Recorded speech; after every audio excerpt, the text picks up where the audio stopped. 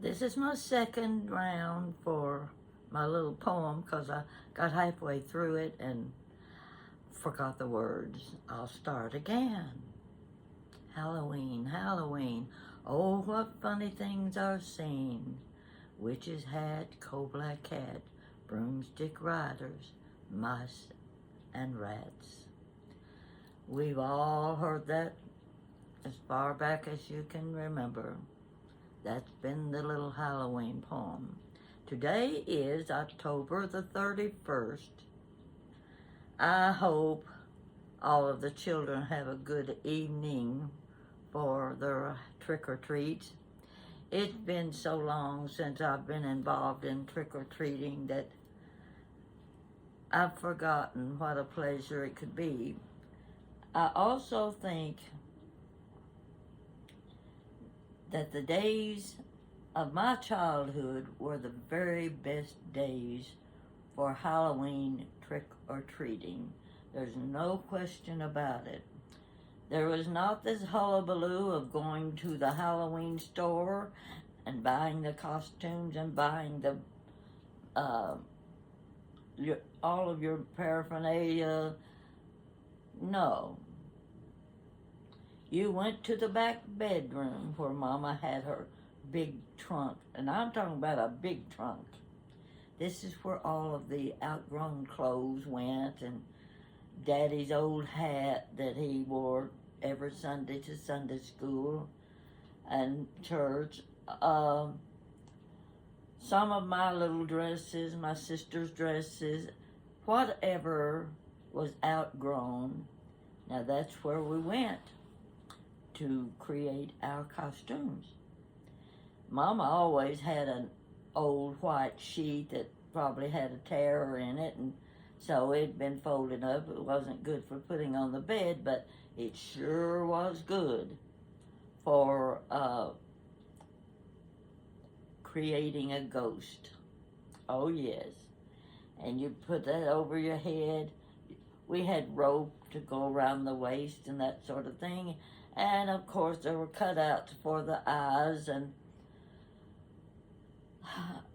I can't even remember how they looked, but when you got finished with your costume, there was so much fun and laughter. Oh my goodness, and you never knew who was under that sheet that was, or that ghost that's walking out the street. We went in groups. There was never an adult walking along with us kids. Never. We went anywhere from 2 to 8 or 10 kids at a time, up and down the street with our, well now I can remember when we had our jack-o'-lantern. It was a paper-mache jack-o'-lantern, and Mama would set it right in the living room window, right against the window, and you could see it from the end of the sidewalk. It had a candle in it. That's the only way we knew in those days to do with the lighting. You know, we didn't have those little battery things that you could carry around. We didn't know what batteries were. And our jack-o'-lantern, the paper mache now, I'm saying it's about this big, and it had a sheet of paper inside the front where the holes were cut out for the eyes and the nose and the jagged teeth mouth. And right inside that lining was a sheet of paper with ugly eyes, but the candle behind it lit it up. You look at something like that today and you think, you wouldn't dare put a candle inside a paper-mache pumpkin with paper in it. Not today, but that's how we had to light them up. We didn't have flashlights and all those other things. But the biggest treat for most kids, and I never did this, but they carried a bar of soap. Now that sounds foolish and like mean, but it wasn't mean. It was your way of celebrating Halloween. You creeped up on the porch, and like on our porch, we had one big window, and it was really easy to get to. And you soaked the windows. Well, the only problem with that is, and I wouldn't exactly call it a problem, it meant Mama would get to clean the window the next day. And it needed cleaning anyway. But it already had the soap, and all she had to do was get a wet rag and get out there and clean that soap and another wet rag to rinse it off with. That was the main thing. That is the trick-or-treat thing that really excited kids. You'd do that, and then you'd run like crazy and hide behind a tree in case somebody came out going to catch you. Oh, there were lots of other things, but I remember the one where the boys went out and turned over the outhouse. One case was they moved the outhouse. They moved it over just far enough that it was missing the hole when we went to the outhouse. You got there and it wasn't there. Where's the outhouse? A big hole with, you know what I'm going to describe. I don't have to tell you what it looked like. But you never found out who did it. Never found out who turned over the outhouse. But that was part of Halloween. Our favorite thing was going downtown. After you'd gone house by house by house and filled up your jack-o'-lantern or your pillowcase, Mama gave kid an old pillowcase. This is what you use when you went trick-or-treating. You got a lot of candy. You might get apples and things like that. And in those days, there was never any danger of what someone might put in your trick-or-treat bag. Everything was upper class. It was on the good side of life. It was a joy to get to go trick-or-treating, and you didn't have to have Mama or Daddy tracking along behind you to make sure you were safe. There were no fears on Halloween night, except to those that were missing their outhouses. Today, every child has a parent or family member trailing along behind them, going to the front door, knocking on the door, ringing the doorbell. Somehow or other, I think that takes the joy out of the Halloween trick-or-treating. It's not the same as it was back then. I remember one Halloween, she was 5 years old. We hadn't lived in this house very long. We were renting. And she'd already done her trick-or-treating when it was still not too dark. And doorbell rang, and her daddy opened the door. Jan was standing there, and the ugliest mask you ever saw was looking at her. The child went into hysterics when she saw that costume. But that's the way they dressed up. They fixed their faces up. They used kohl, they used lipstick, they used whatever, powder, put flour on their faces, to make them white, and eye makeup around their eyes and their mouths and whatever. They could really drum up pretty good scary face with just the stuff that Mama had in her kitchen. And it was so much fun. We would laugh at each other so much. We just couldn't stop laughing and having so much fun. That's the way Halloween was back in those days. I miss that kind of Halloween. Now it isn't the same, and of course there are a lot of parties. We didn't have parties. And George Smith, big tall George Smith, out on the corner, he was a grandpa. He put on his long-handled underwear. I've told this story before. That long-handled underwear, and stuff it with pillows. You know those feather bed pillows? Yeah. And he'd get them wrapped around him in a big old pullover undershirt over them to keep them in place. And he doctored up his face, and he would go downtown. Say about 9 or 10 o'clock at night, everybody went downtown, Main Street. The sidewalks were covered with people, and those with small children would park in the parking places along the curb where the children could sit in the car and watch the parade of costume Halloween people. It was the delight of the year, I think.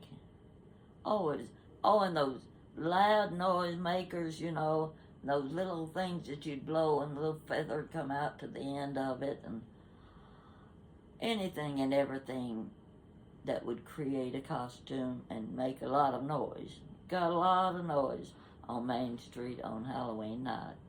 But Daddy would take us down in the car, and we would sit in the car and watch the people parading up and down Main Street. Those days are gone. They were delightful days. They were fun days. And nobody was afraid. Nobody was afraid. Though, if you could bring those days back again, I don't know how well they would go over today, in today's world. But people my age have their memories, wonderful memories of Halloween. And of course, I've told the story about Jan and Greg's Halloween party. I let them have one Halloween party, and it was in my basement. My basement was unfinished. It meant the walls had not been paneled, and the floor had not been, had tiles put down, what have you. So it was still just an unfinished basement. Nice, big basement. Was fantastic for a Halloween party, because I could cut out witches flying on brooms and big spiders out of black paper and hang them on a clothesline and have a light that shined from one wall past the witches flying and the spiders, and it created shadows on the opposite wall, and they looked real. They really looked real. And there were about 12 or 14 neighborhood kids who came to that party. They had such a good time. And I had help with a couple of mothers who helped me take the children through the cemetery one at a time. Now, they had to come up the basement steps into my den, dark den. And I had something I'd created on the floor. And I would tell the story as I walked them. I had to hold their hands because they were very hesitant about going through the cemetery. And I had to drag them through the room because they were backing off like they didn't. And I'm telling the ghost story. And they're walking, it sounded like gravel when they walked. and I would take them over to the table where I had eyeballs in one bowl, and I had what we call the guts in another bowl. You know, they were the slimy grapes, and they were, I don't remember, spaghetti and stuff like that. And I had something that a girl had given me from her lab at work. This was at the hospital. This was the result. It was like jelly. It was almost like strawberry jello, you know, when it's gelled. And, ooh, it felt real gooey. Well, she gave that to me. That was another item, you know, from the dead bodies. It was hilarious. My friend and I, we could not stop laughing. We really had those kids going. And one little girl, when you had her feel all the eyeballs, the grapes, you know, she was like this, and she was pulling back and pulling back. We had her by the wrist, pushing her hand down into the bowl. We like to never got her to touch anything in those bowls. But you just can't imagine how much fun those kids had. And I'll never forget the little twin girls lived on the street behind us. When they got ready to leave and go home, they said, "Miss Odile, this is the best party I've ever been to." What more did I need? That was praise enough. Two little girls. They were about 10 years old. And I said, I'd never forget that. It was the best party they had ever been to. And it was a good party. Even the mothers dressed in their Hawaiian dresses and things like that. And the little boy that got the prize for the best costume, one of the mothers that was helping me, her son was at the party, and he said to his mother when they got home, "I didn't think that old girl's costume was that good. I don't think she should have won the prize for the best costume." And his mother said, "Phil, that girl was a boy, and he had everybody fooled with his mother's clothes, mother's high heels. He had the whole works. That boy, that girl was a boy." And we got a kick out of that because the kids were fooled by one child's costume. That was the only Halloween party I ever gave. No, I take that back. When my kids were teenagers, and I was president of an organization called Parents Without Partners,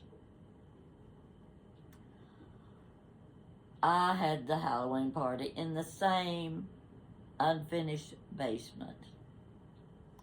It was easy to decorate. I had the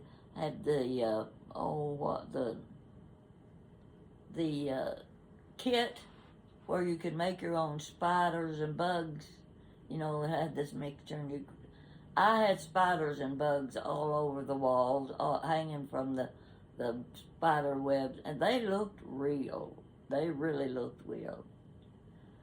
So I dressed as a witch. I had long dark hair. I can't remember. I had a black dress. The black dress that came just to the knees. No, I don't remember. It came longer, solid black dress. And my black hat. Now, the thing that made my costume was my facial makeup. I got some of that putty. I'm going to call it putty. I don't know what it was. But I had to create a nose. I created I took that putty and I smeared it on my nose. And I had that nose coming out, turned down on the end. Oh, no doubt about it. I looked like a real witch. When it came time to give the prize for the best costume, guess who won? I won with my witch's costume. Now, it happened to be warm that night. Didn't have to worry about how cold it was outside or anything. And it got warm in the house because there was about 30 people in the house, up and down the stairs, you know, getting pretty warm. And my nose putty started getting soft. It ran down around my nostrils like this. That pointed nose turned under. I'm trying to peel that off, and it won't come off. And it's covering my nostrils, and I can't breathe.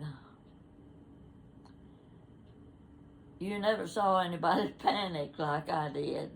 I was scraping that stuff off my face to get it out of my nostrils. Well, I learned one lesson. I'd never be a witch again. And I'd never be putting putty on my nose anymore.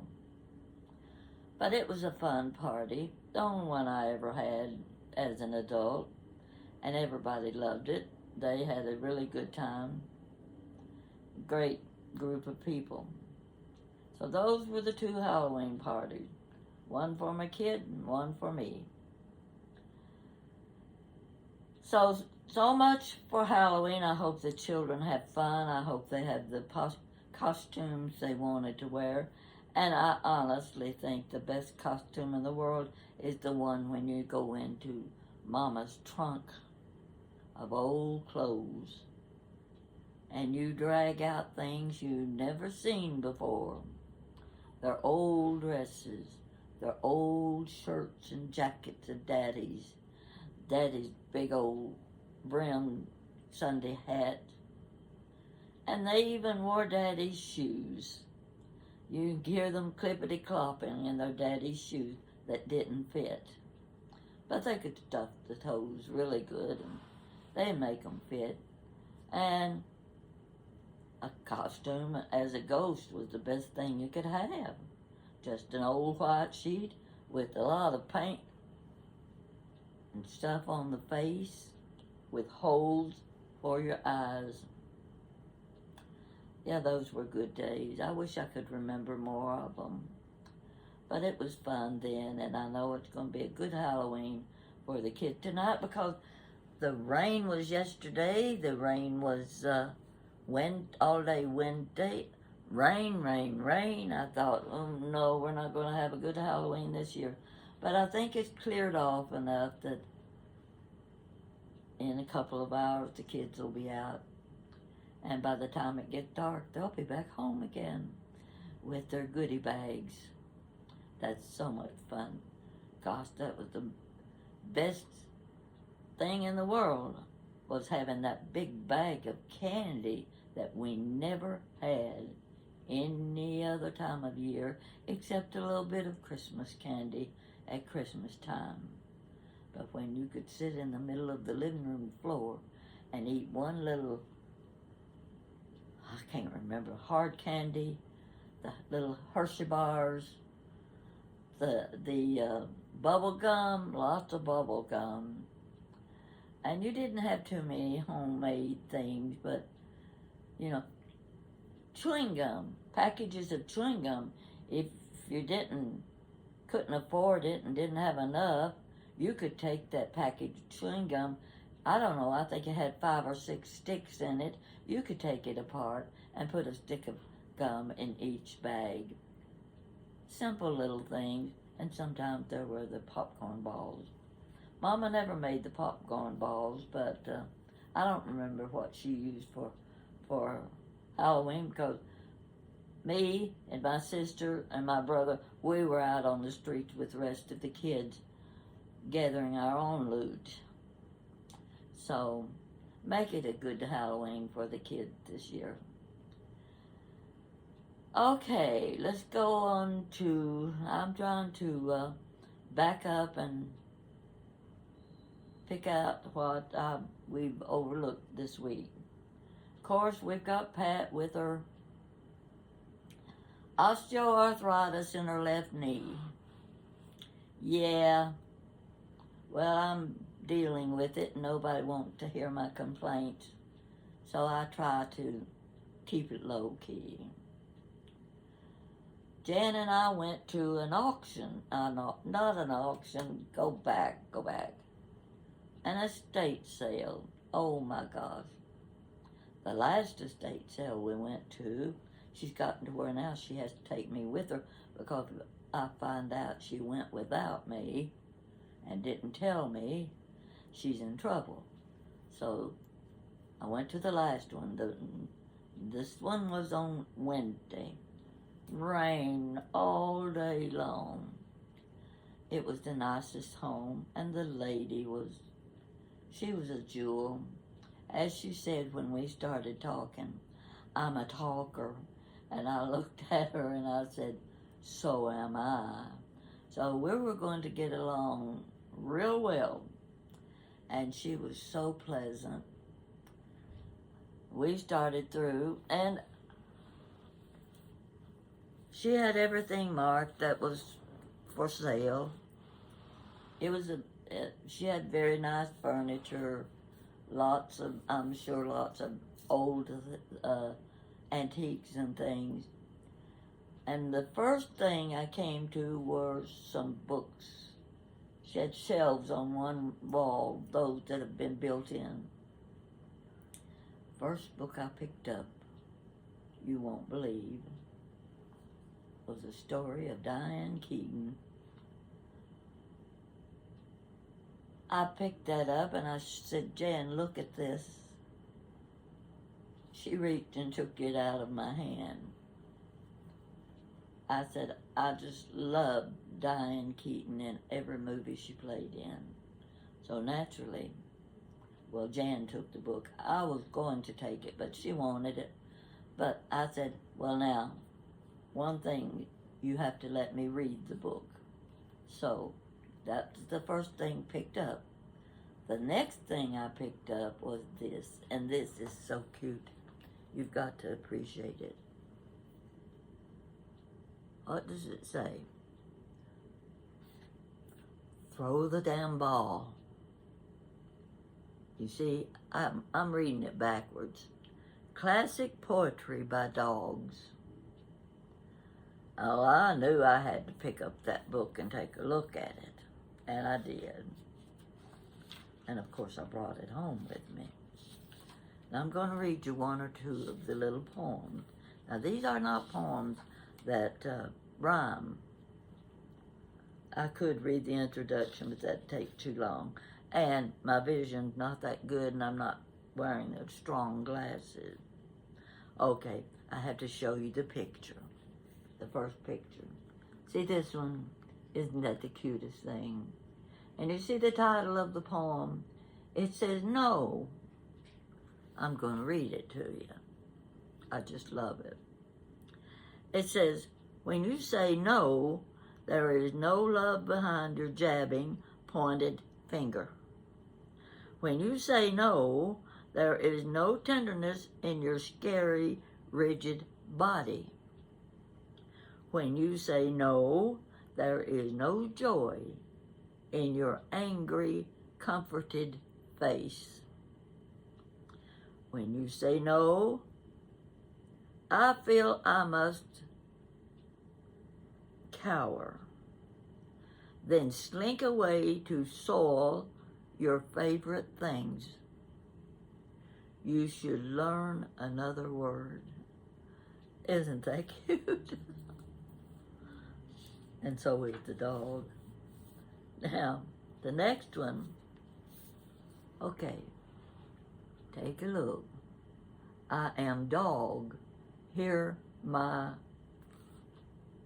growls. Hear my growls. Take a look at that face. He says, I am dog. Hear my growls. Something's happening in my bowels. I hope you have some paper towels. I don't know. Maybe my simple mind, but I just love these little poems. The next one, oh gosh.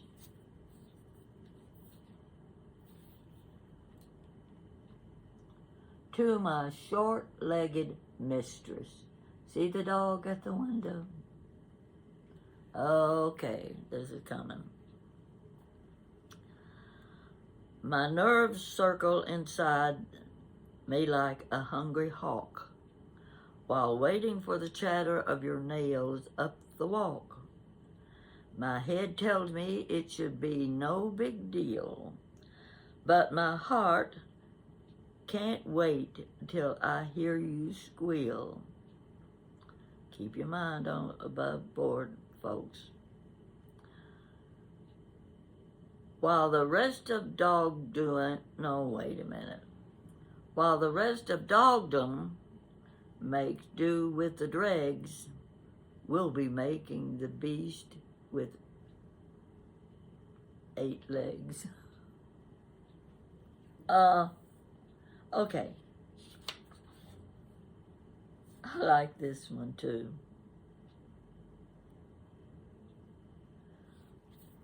Float like a malamute. I don't know what a malamute is, but we're going to see. Float like a malamute, sting like a saluki. I look kind of cute, but when I hit you, you'll pukey. See the picture again in a helmet. This little book full of dog pictures and dog poetry. Now, who in the world needs a dog poetry book? Obviously I did. And I think it is so cute.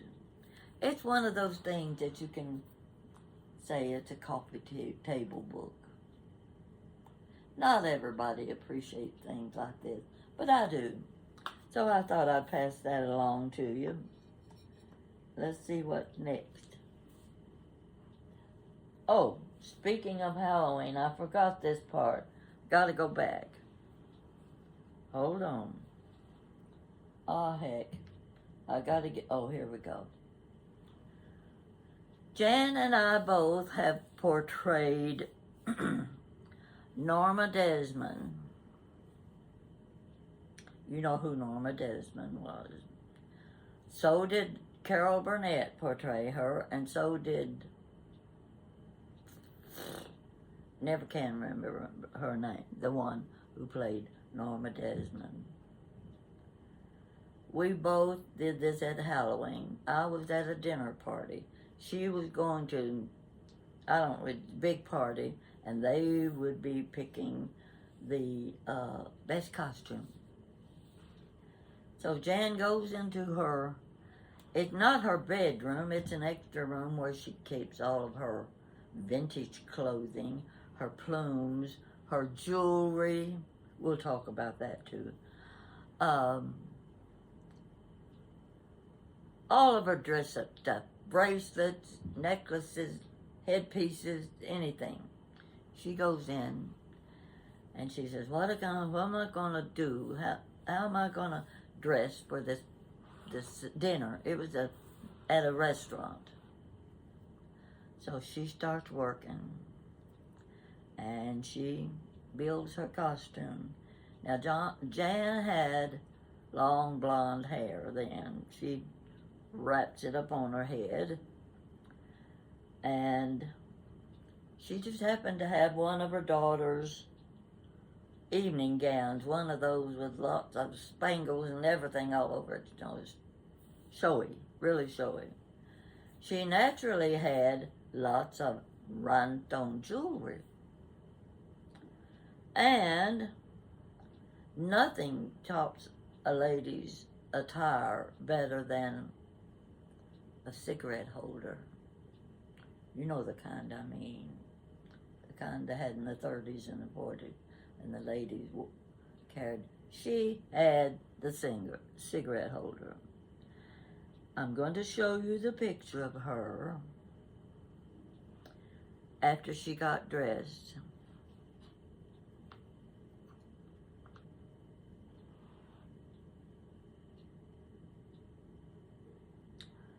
If I didn't know who that was, I could never have told you that's my daughter. Look at her eyelashes. Look under her eyes. Oh, she's got her cigarette holder. She's got a plume across her head, hiding her hair. I think she wrapped it up in a silky scarf. I don't think I need to describe her outfit to you. It's pretty obvious. She did a darn good job. And she got the prize for best costume. Norma Desmond. There she is. I hope you got a kick out of that. Because that's one of the best I've ever had. She's got a talent there. Now, talk about talent. When I put this shirt on, I said, oh, I need that necklace. It took me forever to find the big platter of earrings that I knew I had put this necklace in. That platter had these earrings in it. I had to find those earrings. I hunted. I said, these earrings will work. They match my top. That's what I started with. And then, there I found my necklace. I said, perfect. But while I was looking for the necklace, of course, you see, these were given to me by a friend in Arkansas. Take a close look. I know you may say, gosh, she looked plumb tacky. But what'd you expect? Look at these beautiful glasses. They match. Everything matches, whether you like it or not. And my bangles. I think these are the cutest things you can wear. They had lots of orange in it. Went with my necklace real well, I think. But sitting in a big glass, well, I could get up and show you, but I have trouble getting up and down now. You'll get that story too. I spotted this necklace. I know it doesn't go with anything, but I put it on because it's the kind of necklace that is special. Aurora Borealis. Take a close look at these. Aren't they gorgeous? Whoever has a chance to wear a necklace like this, where do you go to wear a necklace like this? Well, I put it on anyhow. I put it on because I wanted you to see it. I'd just love to have a dress that I could put this on. And I'm telling you, it looks beautiful against a silky black top. You wouldn't think it would show up, but it does. In fact, it matches my chair a little bit, you know. So, here are my favorite earrings because they seem to go with everything I wear. Here's the necklace. I don't know, I think it came from Jan, one of her collections that she picked up somewhere. But I just love this necklace. And I said, okay, I want them to see what a beautiful borealis necklace looked like in the, I don't know what color you would call it. Doesn't matter what color it is if it looks good. So anyway, that's the reason I've got all this garb on, is just to show off a little bit. Show you what you can do with jewelry. Cheap jewelry, expensive jewelry. This is my expensive jewelry right here. Yes. And I'm ready to go. So I hope you like what I've shown. Can you see that glasses? See, it's even got the borealis colors here and the pale pink and rhinestone color. I love these glasses. They feel good and they're stronger than my other glasses, and I'm getting to where I need stronger glasses anyway. Look at my little jack over here. Well, there we go. I decided to use him one more time before I put him away. I think he's so cute. So, if I run across any more, I'll be tempted again. I'll be ending up with more little stuffed dolls. So, let's see. Jan, she did well at the estate sale. I bought a few things that I did not need, but that I couldn't resist, and the price was right. Now I've got to do a little rearranging so I can use those things. I bought 1, 2, 3, 4, 5 picture frames, beautiful pictures. And I'm gonna have to do some moving around, taking down some more plates and vintage pictures. You gotta change your style once in a while. My mother never changed her living room the whole time I was living at home. The furniture stayed in the same place for how many years? I don't know how many years. Same couch, same chair, piano over against the wall, and a coffee table. Little oval coffee table. Yeah, she had that for years and years with glass top. And I thought, how can anyone go 50, 60 years using the same furniture and never rearranging it? Oh, she had a nice, clean living room, but the furniture had its place and it stayed there until she went to the nursing home. So, okay, I'm not finished, but I'm going to do the next story in my next video, because this one's already 43 minutes long, and I don't want to make it any longer. Hope you enjoyed it. If you like my jewelry, it's for sale. Thank you for watching.